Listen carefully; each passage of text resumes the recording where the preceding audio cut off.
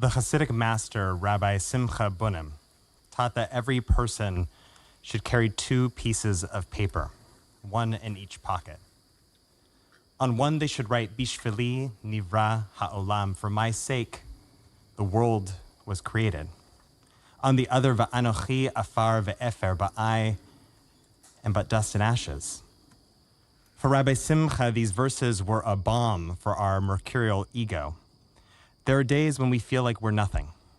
And so we must be reminded of the miracle of our existence, that somehow the collision of elements over billions of years led to each of us being alive right now. And there are days when we forget that while we may be the hero of our own story, our needs and our desires are co-equal to those of our fellow human beings. We are only part of the narrative, no more and no less important than anyone else. The other day I was studying these verses with some folks, and one of them pointed out that they are also a reminder of our limitations and of our power. Yes, we might be a collection of stardust, but this world, the world we live in, is one we have created in our image. Collectively, we have the power to shape the world. This is a sobering statement of fact, given what the world looks like today, but we know this to be true.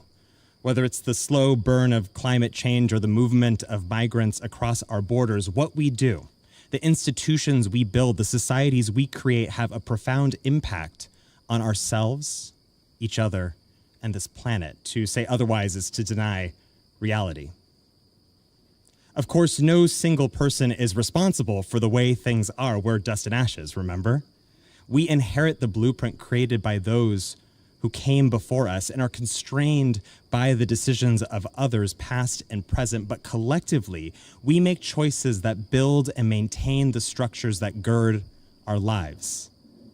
The Vidui, the confessional prayer we recite during this season, but also said on our deathbed, contains a whole list of ways that we have missed the mark. Ashamnu, Bagaldnu, Gazalnu, Dibarnu Dofi. We have done things we are ashamed of. We have betrayed our values. We have taken what was not ours. We have spoken ill of others and of ourselves, and so on. That this list is written in the collective, spoken in the first person plural, is to recognize that together we create the conditions for a world where these things happen.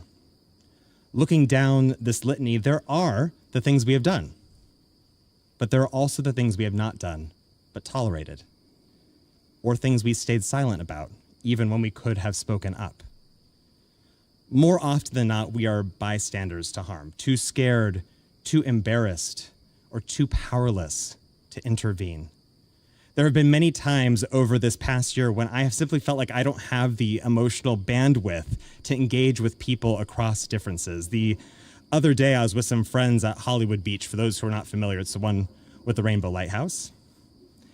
Both the lighthouse and the break wall have been regularly tagged over the past year, often with political messages, before being power washed and then tagged again. And on this weekend, someone had written on the break wall, "No Zionist pigs." I like that one, a friend said offhand. And like so many times over this past year, over these past few years, I had to run the cost-benefit analysis of saying something. What exactly did they like about the graffiti? That they hated the war? So do I. Or that they stand against Netanyahu and his political allies? I do as well. Or did they dislike all Israelis, which I don't? By Zionist, did the person who tagged the break wall actually mean Jew? Did my friend? How many times do I have to spend educating people about how this graffiti harnessed old anti-Semitic tropes of Jews as pigs? Or was it better to stay silent in this moment? How much time did I want to spend educating the people I was with about how this graffiti harnessed old anti-Semitic tropes of Jews as pigs? Or was it better to stay silent so that I can enjoy one last beach day of the summer with my friends? Was I not being courageous enough when there's people that are dying? But would it help anyway? And of course, I recognize the privilege of this moment when there are people suffering in ways far more significant than my mental calculus, but I am also just so tired of it all. The point is, it's hard to put ourselves out there, to make ourselves vulnerable to ridicule or retribution, especially when what we say and what we do can be so easily taken out of context and used to cancel us. But the rabbis teach, shtika kehoda'ah, silence is like consent, which is to say, silence is never neutral. Our choices, including our choice to do nothing, help dictate the way things are. Whether we like the way things are is actually irrelevant. I don't mean to be harsh. We live in difficult times, not to mention the more proximate, more personal challenges we face in our own lives. But if we are to bring a different world into being, then we must take responsibility for our part in having made the world what it is. During this season, we are asked to engage in the task of cheshbon hanefesh, an accounting of the soul, to remember what we are proud of, and to be honest about where we could do with a little bit of work. This practice is grounded in the belief that we are fundamentally good, and that this goodness is what allows for our capacity to change. But to understand the hopeful possibility of whom we might become, we must take an unflinching look at where we have fallen short. I recognize that so many of us are just trying to pay our bills, tend to our health, care for our loved ones, do a little good, and make it to tomorrow. Given the state of the world, carving out even a small space for joy can feel like the only resistance we can muster right now, not only against the darkness of these times, but also the shadows cast by the challenges we face in our own lives. As a rabbi, I'm often invited to sit down with people in the hardest moments, and this year has felt like a shiva home. Relationships have ended, careers have been cut short, we have buried so many loved ones, some who are ready to leave us and some much, much too soon. We've struggled with infertility, we've struggled with addiction.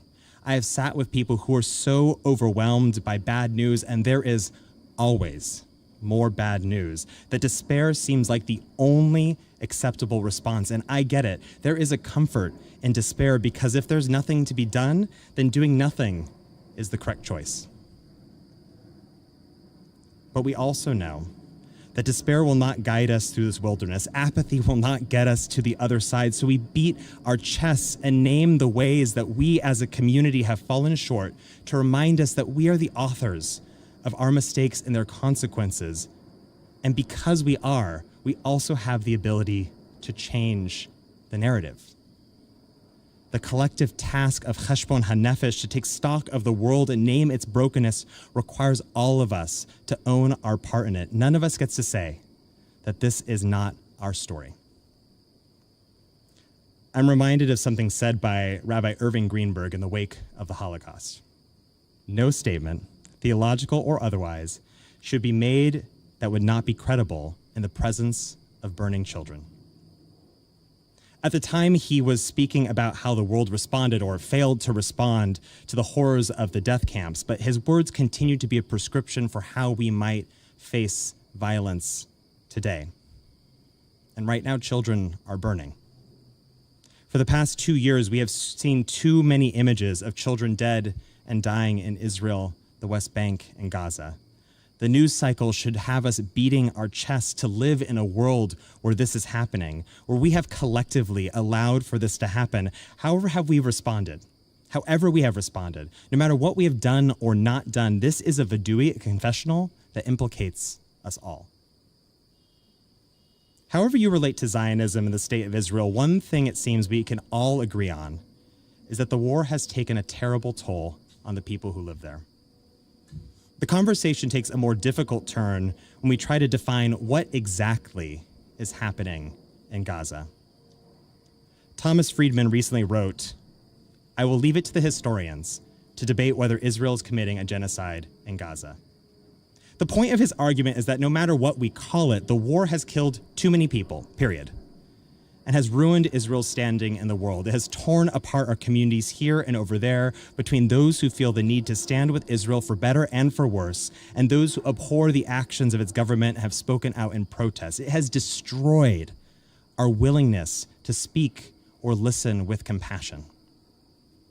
Of course, despite Thomas Friedman's protest, the debate about whether what is unfolding in Gaza can be called a genocide is not simply the domain of historians. The conversation is happening right now, as pundits and armchair experts weigh in on whether the facts on the ground, if we can trust these facts at all, meet the standards of ethnic cleansing. I have seen so many people use this lack of clarity as an excuse to not have this conversation at all. How can we know what to call it if we can't really know what is happening at all? And there are those who fear what the invocation of this word means for Israel, and rightfully so, and for the people who live there, for those of us who are tied to that place through family, through tradition, and through history. But whether you call it a genocide or not, the fact that this conversation is even happening shows us that something is very, very wrong. Children are burning. How will we respond? I hear the concern, especially from my fellow Jews. We have to be very careful about these conversations, especially when speaking about the tragedies occurring in Israel, the West Bank, and Gaza, places some call Palestine. We must be cautious about the words we use, because what we say, what we admit might be happening, can and will be used by those who hate us. It is a frightening and a terrible thing to be caught in between the humanitarian crisis du jour and a world that wants to blame us for it. We have already seen the way that careless discourse about this war has been used to justify violence against Jews, including here in Chicago. We have also seen the ways these words have translated into hatred of our Palestinian neighbors, sometimes with deadly effect. Our tradition warns us about the power of words. Life and death are in the power of the tongue. And so there is a debate between those who feel that accusations of ethnic cleansing are being used to unfairly target a state that was birthed in response to the attempted genocide of our people and perhaps finish the job, and those who feel that by not using this label, we desensitize ourselves to the killing of innocents and abet the killing of more. This is a high-stakes conversation. Recently, I have seen how this sensitivity to the power of words has fueled a debate about whether starvation within Gaza meets the technical definition of a famine. The United Nations uses a 5-point scale to assess a population's food security. Famine is the highest classification on the scale and occurs when at least 20% of the population faces extreme food shortages. And I'm sure you have seen the competing narratives emerging from Gaza, photos of aid convoys heading into the war zone, but are they enough? And are they actually reaching the people there? And photos of children bent by hunger, but are they really photos of starving children? Statistics are contested whether one distrusts the Israeli government to accurately report aid, or one distrusts the Hamas-controlled Ministry of Health to tabulate cases of death and starvation, or one feels that both of these governing bodies are too invested, too biased to reflect the realities of war. So for the sake of argument, let's say that what is happening in Gaza doesn't meet the technical definition of a famine. Perhaps 15% of the population is starving, maybe only 10%.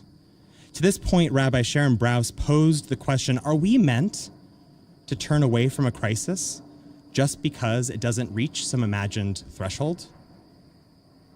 Like Abraham negotiating with God before the destruction of Sodom and Gomorrah, we are obligated to remember the value of every single life. Even one starving child is too many. And I would add, one dead soldier or one missing hostage or one displaced person is too many. Call me radical, and I've been called a lot of things over these past 2 years, but I refuse to tolerate anyone's death. I do not believe in collateral damage. This is not the world our tradition envisions. Rabbi Brous reminds us the Jewish response to catastrophe is not to contest statistics and argue about methodologies. It is to weep and to pray and to cry out in anguish. To weep is to care.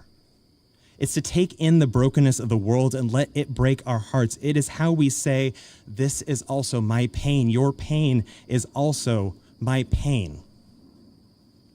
But what can we do? What can any of us do? I'm not in charge. I'm not a politician or a policymaker, and I didn't vote for these ones anyway. I'm just a person made of dust and ashes, doing my best to get through the day. And sometimes even that feels like too much. And so to resolve the dissonance between our breaking hearts and our idle hands, we make excuses. The problem isn't as bad as it seems if it even meets the technical definition of a problem. Or it's not my problem to fix, it's their problem to fix. I didn't do anything wrong. To this abrogation of our agency and our responsibility, Rabbi Abraham Joshua Heschel once cautioned, while some may be guilty, all of us are responsible. But if all of us are truly responsible, if what is happening in Gaza indicts the entire world, it does feel like the finger has been pointed at us Jews far too often. I know that I have looked at people taking to the streets protesting the war and wondered why people are not speaking out against Hamas's stranglehold on Gaza or demanding the release of hostages. Why does the suffering of one people or place seem to preclude compassion for others? Why don't folks seem to care about other atrocities around the world, like famine in Haiti or the ongoing genocide in Sudan? If not the myriad injustices that occur in our own country, including a precipitous rise in anti-Semitism and other forms of hate. As Jews, regardless of who we vote for or how we protest, we have been subjected to the harsh gaze of global scrutiny in a way that no other people has. We are constantly being asked to defend our choices, to prove that we are good Jews or the right kind of Jew. And I've spoken to so many of you who feel isolated, standing by yourself in the gap between communities where you should feel welcomed and safe. I also feel it too. Too Zionist for one space, not anti-Zionist enough for another, caring too much about Israelis to belong here, caring too much about Palestinians to belong there, while still moving through the grief and anger of a war that has gone on for too long. It's not fair. It's not fair. But as Brene Brown once wrote, sometimes being ourselves with integrity and a commitment to our values means having to find the courage to stand alone. There's a story in the Torah about Balaam, a famous prophet who is sent to curse our ancestors, but when he opens his mouth, instead of offering malediction, he gives us blessings. You might recognize some of what he says. It's found in the morning liturgy. Ma tovu ohalecha Yaakov mishkanotecha Yisrael. How beautiful are your tents, O Jacob, how fair are your dwellings, O Israel. But amidst these words of praise, Balaam says something curious. Hen am levad yishkon. You are a people who dwells alone. You are people set apart. You stand by yourselves. These words may feel more like a curse than a blessing.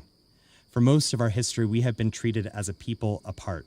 At best tolerated, often vilified, surviving on the largesse of whomever happens to be in power at the moment, knowing that at any time this could change. Jews are often subjected to a double standard not applied to any other people or place. We see this clearly with Israel, which is subject to censure that may actually be deserved, but should also be equally applied to other actors. But it's not. We are consistently being asked to respond to violence with restraint, inequality with generosity, and hatred with compassion. Yet here's the thing. This is also our own ethical standard. Just look in our sacred texts. The philosopher Dr. Mara Benjamin once wrote, "We are an obligated people, commanded by a set of values that are not contingent on the actions of others, but constant and true even in the worst of times. We are a people with a story and a purpose, one that translates the pain of our past into how we respond to the present. Our understanding of what it is like to stand on the margins of every single society we have lived in demands an empathic impulse that calls us outward, not inward, opening our hearts to any person burdened by the yoke of oppression. We have stood on the vanguard of every civil rights movement in this country, a fact that we should be proud of, and sometimes we have stood alone. But would you have it any other way? I've spoken to so many people who look at the world with despair, who feel that nothing they do matters, and whether by birth or by choice or by association, I see you Jewish adjacent folks, we have been given a way to respond. We have inherited a map to navigate the wilderness, a vision of a future we want to create, the faith to cleave to it, and the tools to build it. First among them, our unbreakable belief that things can change if only we will it and work for it. For if you will it, it is no dream. And the whole world may seem like a narrow bridge, but we do not fear crossing it because of all of the narrow bridges we have traversed to reach this moment. When the path ahead appears impassable, we remember every Jew who came before us, who dared to step forward into impossibility. We are alive today because of them. And people are choosing to be Jewish right now, knowing all that we face because it gives them meaning and purpose in a world that makes gestures of protest feel empty. This year at Mishkan, we welcomed 18 new converts into the Jewish people, along with dozens more across Chicago and hundreds more across the country. We stand in very good company. We do not, in fact, always stand alone. I had a conversation with a friend about the different roles required for a society to function. He's a lawyer, and his job is to ensure that the rule of law is applied effectively and fairly. A healthy society works when there are people doing different things and doing the thing that they are meant to do. You would not want him to lead services. You would not want me to represent you in court. And so I've thought a lot about my job as a rabbi. What role do I play in a world turned upside down? How do I help create that healthy society? As I said, I'm not a politician, and I'm certainly not a policymaker or a military strategist. I am, like all Jews, a person of the book, a storyteller. And our story reminds us that what is not what must be, and we must be annoyingly insistent about this fact. That's my job, to be annoyingly insistent about this fact, to remind us that this is not it. This is not it. This is not the only way. We have inherited the blueprint of a better world and the obligation to build it. I am here to help us tell a different story about these times. Our story. Enslaved for 400 years, our ancestors could have told a story of impossibility, one that imagined slavery as its only conclusion. And many Israelites felt that way. But some chose to write a different narrative. The rabbis say that the prophet Miriam, when she was a child, witnessed a conversation between her parents. Her parents decided that they wouldn't have any more children because who could bring a child into this reality bound in chains and no hope for a better tomorrow? But Miriam tells them, don't give up. Don't give up. Bring another child into the world. Perhaps this is the one that will show us a different way forward. And that child, Moses, did just that. This is a role we all can fulfill. To remind the world to not give up. To remind the world that perhaps there's another way. To remind the world that what we see around us is not the way that it has to be. As Jews, we are called to be an or legoyim, a light for others. Not that we know better than them, like the light of knowledge locked away in an ivory tower. No, to be a light for those in darkness, the light of comfort and companionship. For the places too painful to look at, the unflinching light of witness. For those who cannot see a way forward, the hopeful light of the better future that we know is possible. We must be a light that refuses to be extinguished. This is in the end the message of Rosh Hashanah. Hayom Harat Olam. Today is the day of the world's creation. Together, we decide what world to bring into being. Together, we can create it. This year, may that world that we create together be one that's just a little gentler, a little kinder, a little more just for us and for all people. This is our inheritance. This is our purpose. Shana Tova. May this year be a better one.